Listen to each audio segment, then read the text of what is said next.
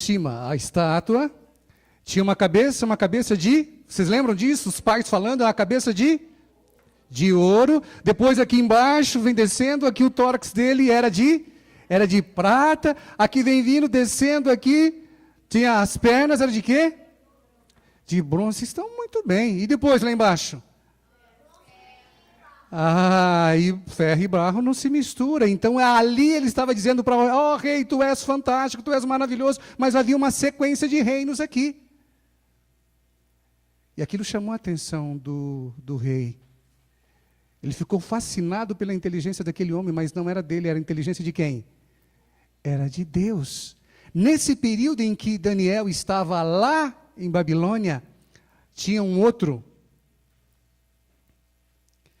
chamado de Ezequiel. Ele estava onde?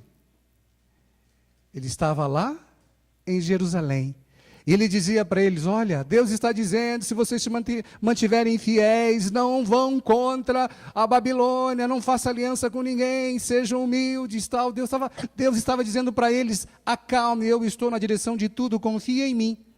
E Ezequiel pregava, e Ezequiel dizia, durante 22 anos esse homem pregou para que o povo se acalmasse, deixasse que as coisas acontecessem de acordo com a vontade de Deus.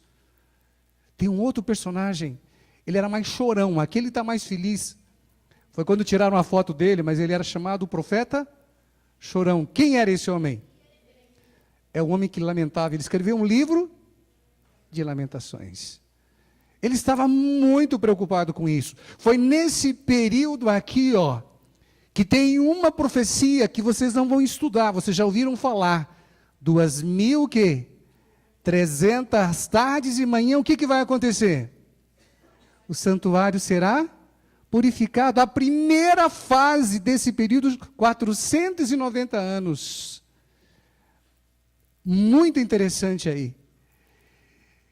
E é por causa disso daqui que nós conseguimos localizar o período em que terminou esses 490 anos, no ano 34. Foi quando morreu Estevão, foi tudo preparado aí, nesse período. Uma outra coisa que eu quero mostrar a vocês, pode trazer aqui. Quem é esse personagem? É Babilônia primeiro. Depois vem aquele outro personagem. Aqui, vocês conseguem ver o que está acontecendo com Babilônia aqui, Está sendo destruída. Lembra do sonho que Daniel teve? Outros, exatamente, garoto, exatamente. E o que chama a atenção é que veio outro reino, os medos e persas, duas nações que se uniram aí, formando aquela nação do peito de prata. Mas só que teve uma coisa, normalmente o que iria acontecer com todos aqueles que estavam antes, deveriam ser o quê? Tirados. Mas não foi isso que aconteceu com Daniel. Daniel havia servido o rei da Babilônia. Depois da destruição de Babilônia, ele continuou servindo o rei da Medo-Pérsia. Olha aqui, ele aqui, já estava velho. Aqueles que estavam em torno de Daniel tinham ciúmes danado dele. Vocês conhecem a história, né? Lembra que eles fizeram um decreto? O rei teve que concordar, não sabia que eles estavam fazendo aquilo com segundas intenções. E o que aconteceu com Daniel? Mentiram, o que aconteceu com Daniel? Foi para a cova dos leões. Só que Deus o preservou. E ele não foi destruído. Queridos, vocês perceberam que nessa linha do tempo, Deus sempre cuidou do seu povo? Perceberam aqui? Desde lá, do início, desde o pecado de Adão e Eva, Deus sempre teve um povo fiel, um povo pequeno, por isso é chamado povo remanescente, mas sempre teve um povo fiel. Israel foi destruído, permaneceram os judeus, e vieram até aqui. O reino, pediram reis, houve a monarquia, foi implantada a monarquia, o reino foi dividido, exílio e restauração, os 70 anos de cativeiro se passaram, e agora começa uma nova fase. Nós vamos falar agora do Império Romano e o nascimento da igreja. Lembra da cabeça de ouro que eram os babilônicos? Depois da prata, quem eram? Os medos e persas. Depois, quem eram? A Grécia, os gregos. E depois? Os romanos. Agora nós vamos entrar na fase das pernas. Vocês estão bem afiados, viu? Muito bem. O início do Império Romano foi marcado por muita luta. De todos eles, esse império era o mais cruel de todos.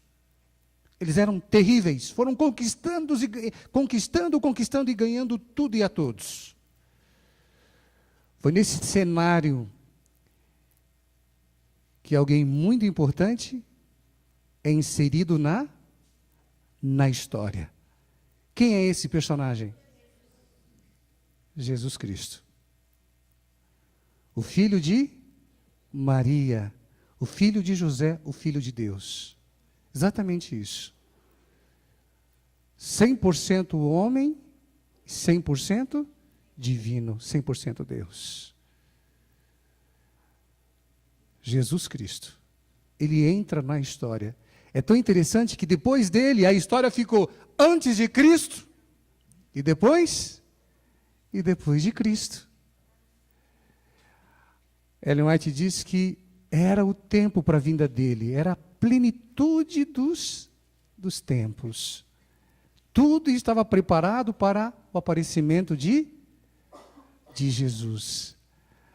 O profeta Isaías já havia falado dele, também o Daniel falou sobre ele, que na metade da semana, iria ser tirado da última semana, o príncipe seria tirado. Daniel falou sobre ele, e outros profetas também anunciaram a vinda desse homem, de Jesus Cristo. Pode pôr aqui.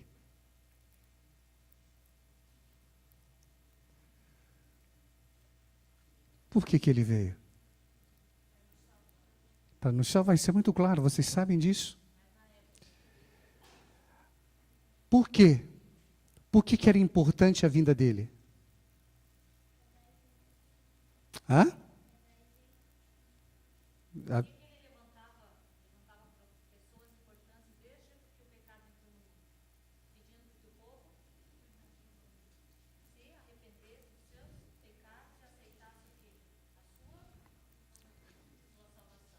Porque até aqui, tudo era baseado numa promessa. A promessa da vinda do Messias. E agora ele estava cumprindo essa promessa. Agora não era mais uma promessa. Deixava de ser uma promessa e seria uma realidade. O Messias estava presente. E no meio dessa semana de Daniel, que Daniel falou ali, ele morreu. Lembram bem disso? Ele morreu. Isso é muito claro, porque nós acreditamos nisso. Por isso nós somos chamados de cristãos. Por quê? Depois da morte dele, começa uma nova fase. Agora não era mais promessa, agora era uma realidade. Agora aquele povo todo que vocês viram, que vieram desde a queda, e vieram percorrendo a linha do tempo, vindo, até chegar aqui. Esse povo começa a ter um nome especial. Eles são chamados de cristãos. Eles são chamados de cristãos. Porque no ano 34, quando morreu Estevão, que o profeta anterior havia profetizado, o que aconteceu?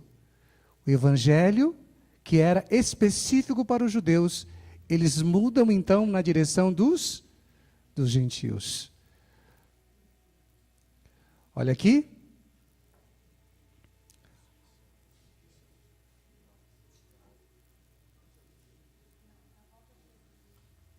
Olha aqui, A morte dele não teria sentido se ele não ressuscitasse. O que vocês acham? Está faltando alguma coisa aqui em relação a Jesus?